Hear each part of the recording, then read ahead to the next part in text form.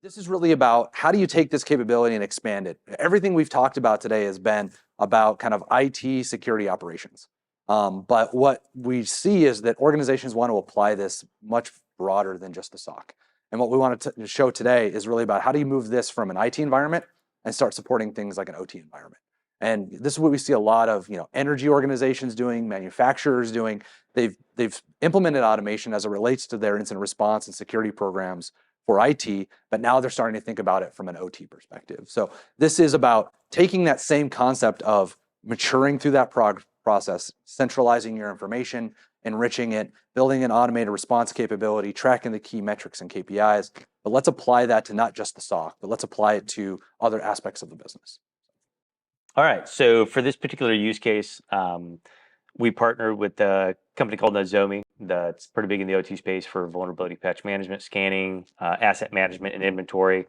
And essentially what we've done is there's kind of three components. They have the incidents that can be fed into the platform, which we kind of do the parsing, the correlation, the enrichment, and creating the case management. But then we can also get this from like a CMD perspective, like having visibility into all the assets that exist and what are the specific vendors of those devices and the associated protocols. So this chart's kind of an eyesore, so sorry about that. But again, the goal is to kind of give you visibility into all of the different protocols that may be running on these disparate systems. That's number one. From an incident standpoint, we essentially can do that similar process for the SIM or the EDR ingestion, right? We essentially can connect to Nozomi, we can ingest that alert, but then we're going to do common things like we're going to get that, consume that detection, we're going to do that automated enrichment, we're going to do the correlation around that, we're going to gather additional OT information, doing additional queries out to Nozomi to get those data points. And then in the end, you end up having that high level alert, right? That base level of that same thing of the who, what, where, when, why, how.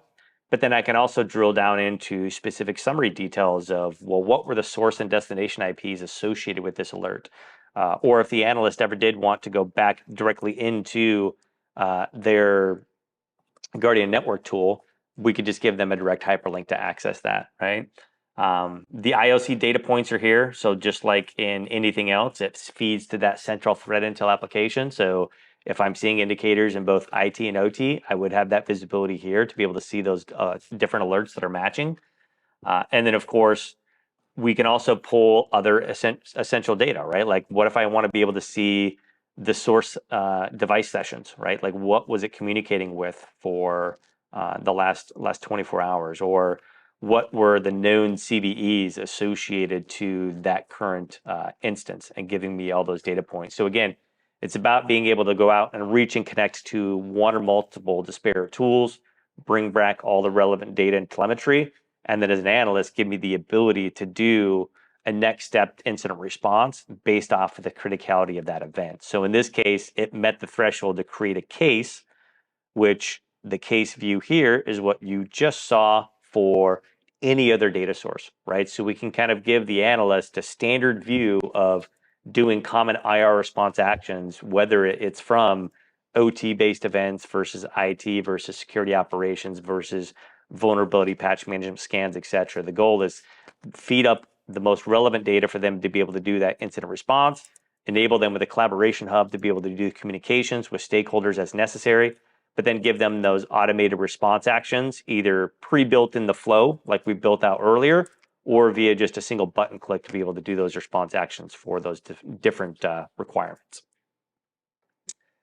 And then the last thing we kind of wanted to show out here is they actually had an ability to kind of do searches for CVEs, right? So envision where you could have a list of CV pickers, and this could be a dynamic list that's continually being updated, whether it was weekly, monthly, et cetera.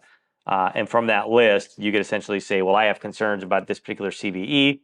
And so I can just say, search all of my assets. So because we're syncing and getting all that asset inventory from tools like Nozomi, we can go back and say, well, here's all the impacted assets. What do you want to do? And at that point, we could do things like create a case in ServiceNow or Jira for those teams to go out there and kick off that patch management and perform those response steps associated with those assets. So it's about being able to do the visibility, the asset management and inventory, and then of course the response and remediations associated with those CVEs. I was just thinking about one of the examples that you went over, and I think you demonstrated some of the automation is quarantining an endpoint. Okay, something happened, we need to quarantine an endpoint. There are lots of different ways to quarantine an endpoint. Yep. So are we, when we configure the automation, defining that? Yes. So But like for the example, you had like a CrowdStrike one, right? CrowdStrike has their own quarantining capability that's built into their Falcon platform, right? Then there's quarantining at the switch layer. If something was a hardwired workstation or server endpoint or something like that, or if you're in VMware, if it's a VM, you quarantine it a different way. Right. So are we dictating that when we configure it, or is there some best practices? Is there? Yeah, so you are dictating it when you do it, but best practices typically what we see is depending on the organization or the environment, most of them do use whatever endpoint tool they have installed on that system, right? So it's typically an EDR tool like a SentinelOne or CrowdStrike or Carbon Black, etc.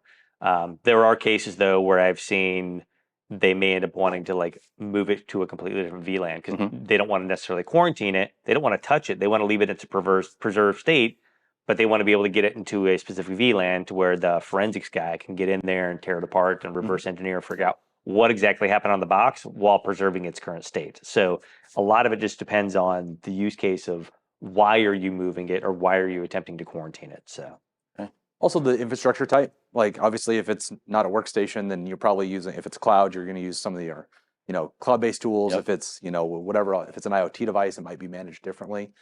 So to your point, like isolation takes a lot of different forms, depending on where it lives. Is it a virtual machine? Is it VDI? Is it a workstation? Is it in the cloud? Is it on-prem? Can I get a person out there to get it back online, depending on how I take it offline, if it can't be automatically reversed? There's things that you, and that's the beauty of that automation is what you're doing is modeling out the logic that a human incident responder would use in that moment. Like what decisions and data are you using to decide which mitigation mechanism are you going to use? And let's use those as opposed to just, like blanketing every alert with the same mitigation mechanism. Let's use the same logic, because that's, I think, one of the things that people don't think about when they're moving from kind of manual incident response to automated incident response. It's not a one-to-one mapping, because I think we underestimate the amount of kind of institutional knowledge that people keep in their heads in that moment. Like, hey, I'm going to isolate this host. Oh, I recognize the host name. The host name says this is actually part of our e-commerce platform. I'm not isolating that host. That's revenue. But if that logic doesn't live in that automation, process, then you can't, make that hey, don't knock this offline. Don't isolate this. This is a host. And I was just thinking, there's using an EDR is great, but EDR doesn't go on everything. Right. So there are some, where if it's a workstation that has EDR and you hit quarantine, okay, maybe it integrates with the EDR API and does their native.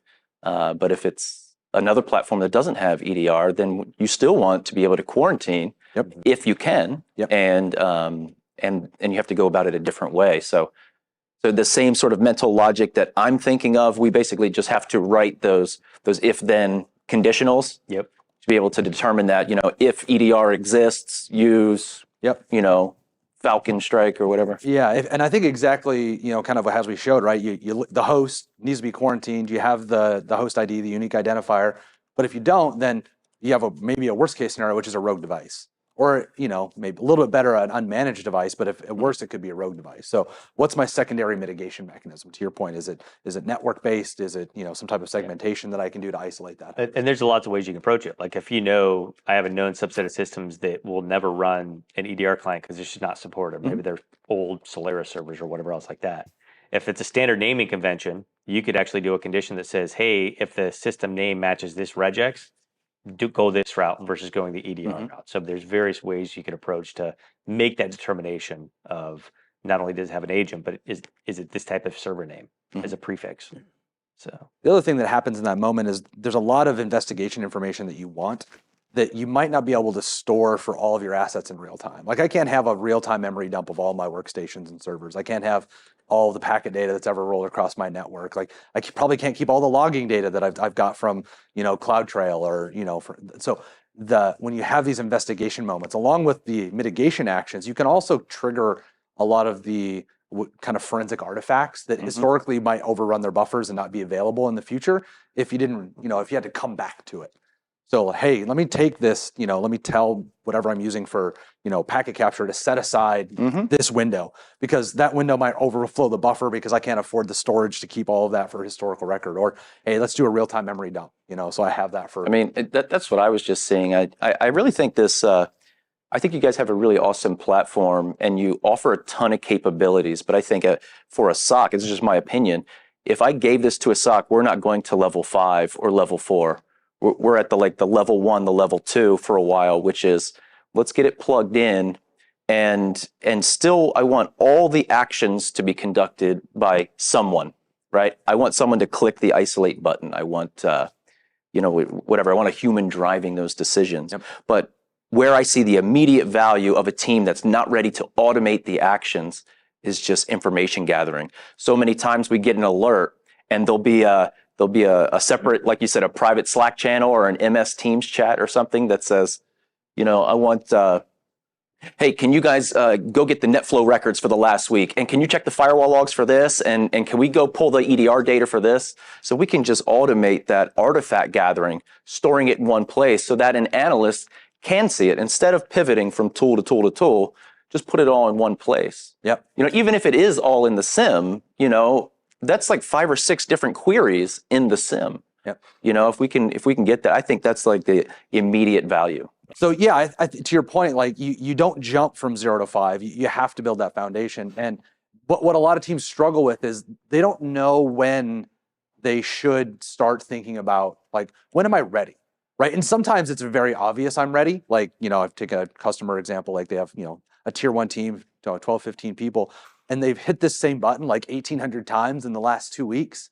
They're like, all right, we trust it. Like the system has learned, it has all the information. We've done it 1,000 times. We haven't had any problems. Like, let's put that into that playbook. Like it lives there. We don't need to push this button anymore. But until you've built that trust, until you have all that decision logic that might be institutional knowledge into that playbook, like a lot of those things have to get, into that system. And I think, but what people don't know is, like, am I ready? Like there's that, like everybody else, like I don't have a benchmark that knows, am I ready to go do the next phase? And I think that's what the maturity model is about. It's about, hey, we've talked to thousands and thousands and thousands of people, not just us, but the people who are working on this, be it, service providers, consultants, working with a bunch of different folks on it. And this is the feedback they're saying, like, you need to be at this false positive rate before you even think about, you need to be at these particular thresholds before you start thinking about moving to automated. Because automated response, it can go wrong, right? You have an automated response that takes, a VIP offline, stops a business process, stops the manufacturing line, disables revenue generating services.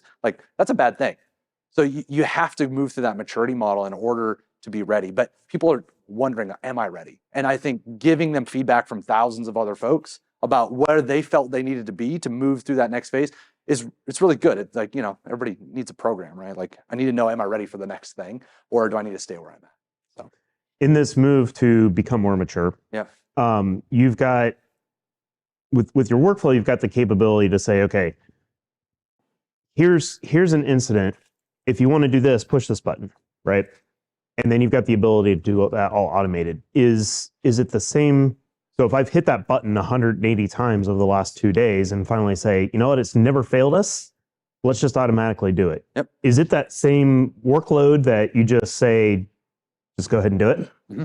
So you don't have to recreate that workflow. It's taking what you've already done and just saying, do it anyway. Yeah, I mean, We're just enabling the workflow and we're hiding the button. That's Okay. the only difference. you're adding the logic Good. that you're using to decide to hit that into the workflow as a conditional piece of logic. Yeah. And then you're just using the same. You're not grabbing something net new, which to your point would Yeah. be like, oh God, now how do I Yeah. I need that confidence level back up. And, You're literally using the same thing. okay. Yeah. Awesome. Yeah. I know you mentioned the marketplace earlier. I was just curious if you guys have any sort of community for sharing, these network automations that people are building, these processes. Yeah. So our marketplace, in the essence of maturity, is maturing itself. So what we've done, we have a lot of available content for folks around. A lot of what you saw today is available out of the box. You just use it. We call it a quick start process. But all of that content has actually been built from working with our customers, right? Like we've gotten feedback on that. Like it's not that we feel we're so smart, it's the collective intelligence of all of the people that we've worked with over time.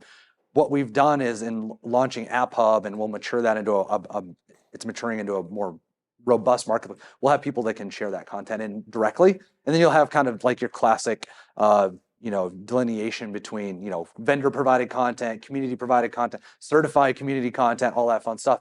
But we think that's really important because if you think about, incident response and back to that lack of talent, think of, examples that come up for us is like, who's really good at, forensics on Kubernetes?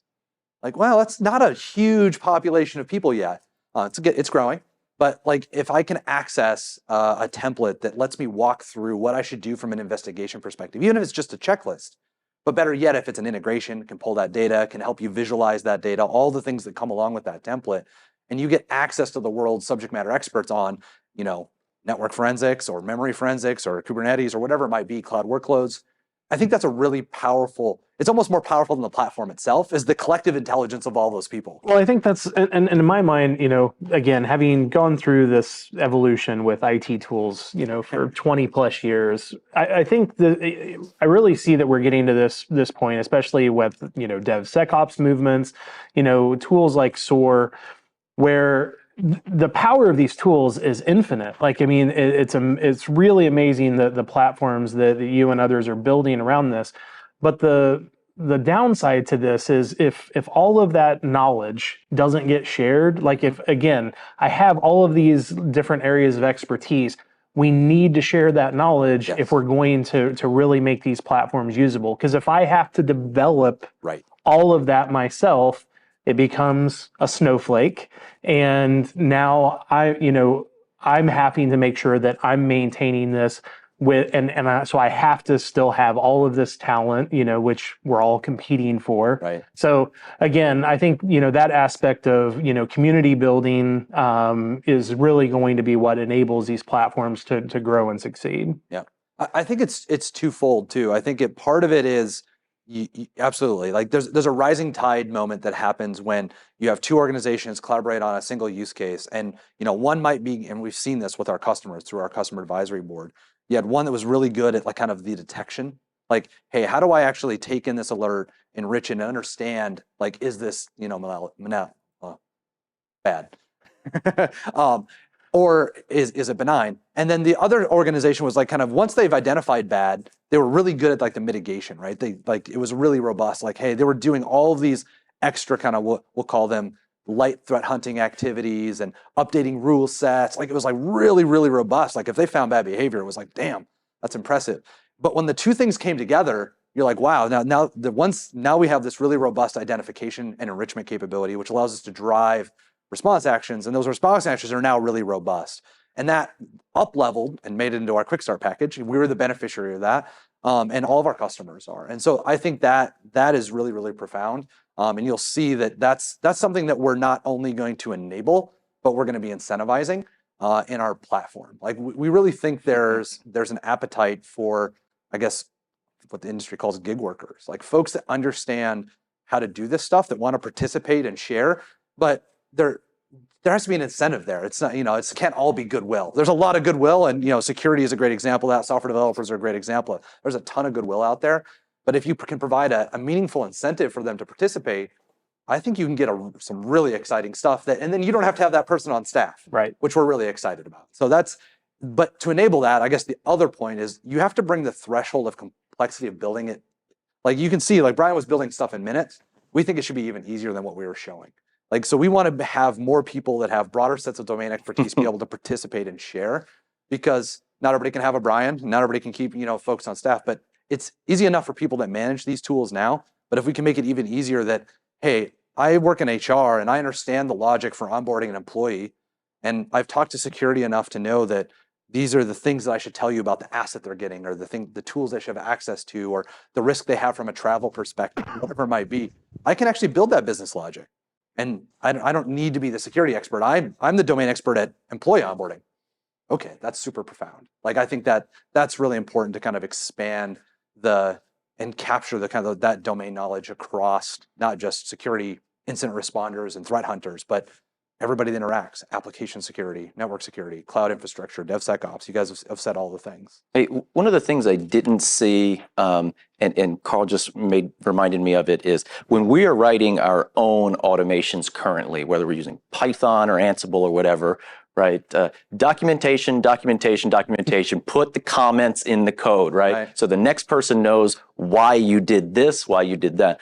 When I saw you building the automation, it was very cool, very clicky, boom, boom, boom, boom. But when you build that logic, if the AID exists, do this with CrowdStrike. Is there a comment section? Is there a documentation section that says like, this is a required API field, B page, 2022, so we know that like you updated that at this time, it was a required field. So I don't just look at someone's, huge, all these hundreds of lanes, swim lanes of automation. Well done. You could pay me later. Of automation. And while they look great, I don't know why they were built. You know what I mean? So is there a document, is there a comment section like there is in raw code? So there's some level of comments that we can put in there. We have change states that we track in there. So I see who added and modified what version when they added it. We typically have Visio flow diagrams or mirror charts that are associated with it so they can kind of understand the logic of why it's built out like that. And then a roadmap item is we're looking to be able to add like inline comments or notes next to something like that. Right. Yeah. Or like tooltips, right? You hover over that box and the comment or the reason. Link out to Confluence. Yeah.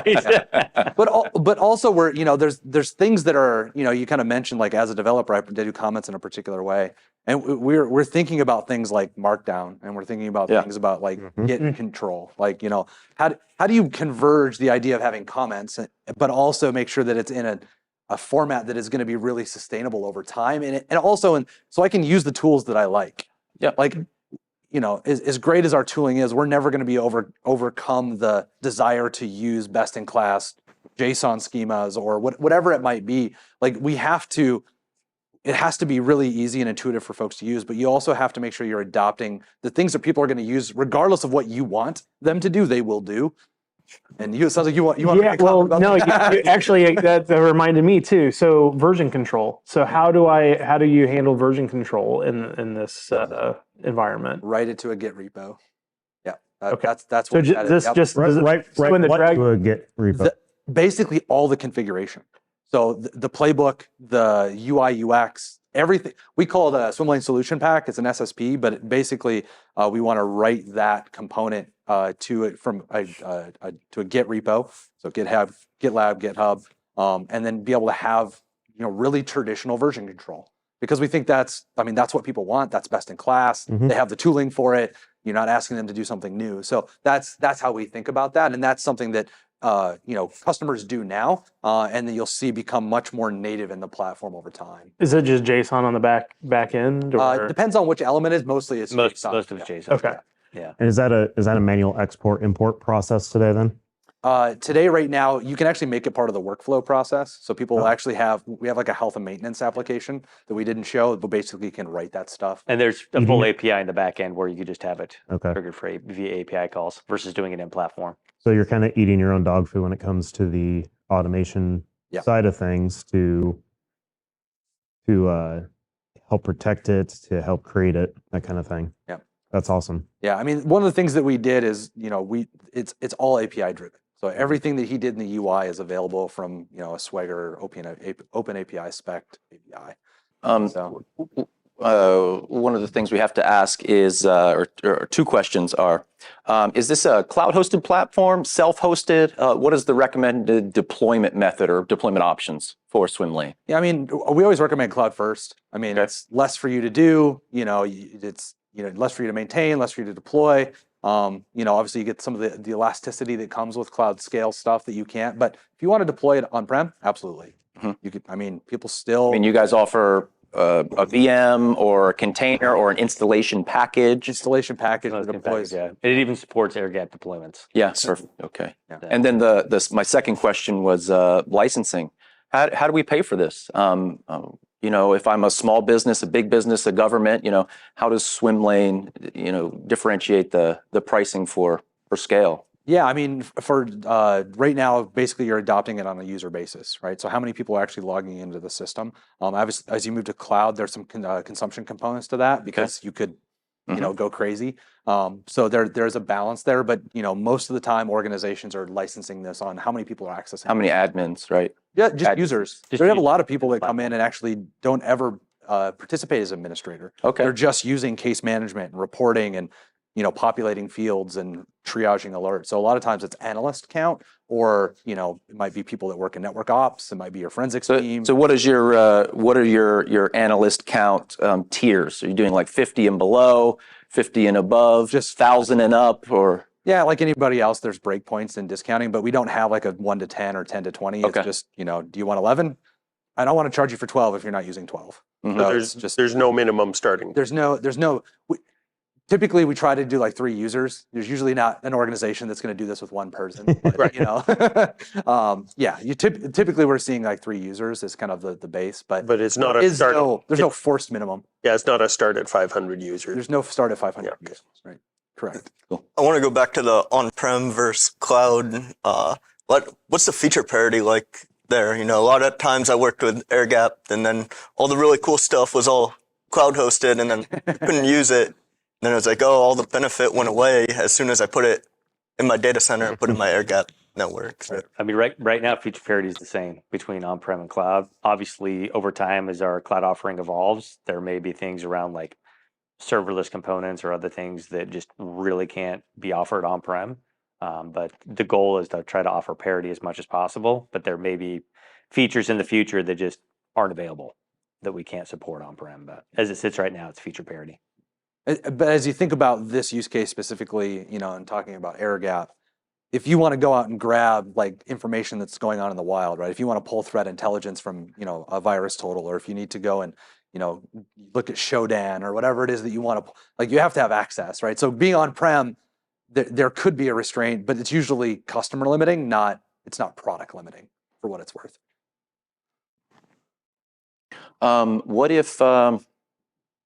What if someone has developed their own tool, security tool, whatever it is? How does Swimlane orchestrate or automate a custom application? Maybe it's not a SourceFire or Palo Alto or CrowdStrike, some popular vendor product. It's something homegrown. Yeah, so we have a full SDK, so you get essentially to leverage our SDK and create your own custom plugin to use on platform. Okay, so we have to develop the plugin, and then the plugin just works just like the ones that you guys already provide on the App Hub. Yeah, literally you could have your own logo in one of those boxes that says, hey, that we've built proprietary security data lake, and it has an API. So, we'll go, you can connect to that API. You're probably using your driver that you have for your API. We have some pretty interesting stuff that you'll see in the future about really accelerating that ability to connect to net new things that have never been seen before. We won't get into that. Maybe that'll be the next field day. Sign me up. There's, as long as there's access, right? There's always a best practice. You don't want to try to avoid like passing emails back and forth or flat files or an ODBC connection or something like that. If you can use an API, use it. But things are moving to, PubSub and things like that, and webhooks, and we can use those things just as easily. So. Okay. That's cool. What are some of the storage capabilities for offloading the logs and the retention available to it? Can we do it into like AWS S3? Is it localized?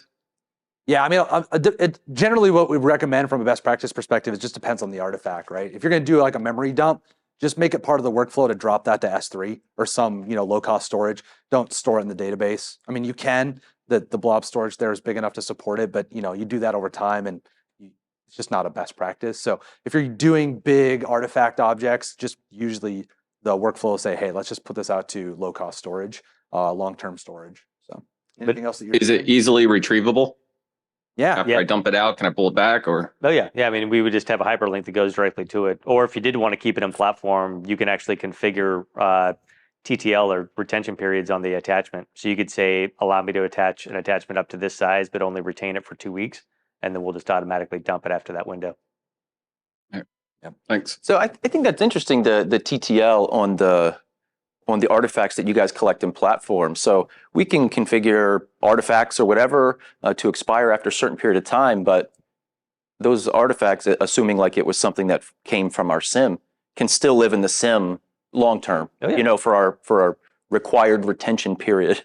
Yeah. But it only lives in Swimlane for the period that, 30 days, 60 days, however long I need to work the case, Right. or whatever it is. But if you think about your log strategy and your sim costs, one of the things that people try to do is really drive up their log storage retention period, which becomes really expensive.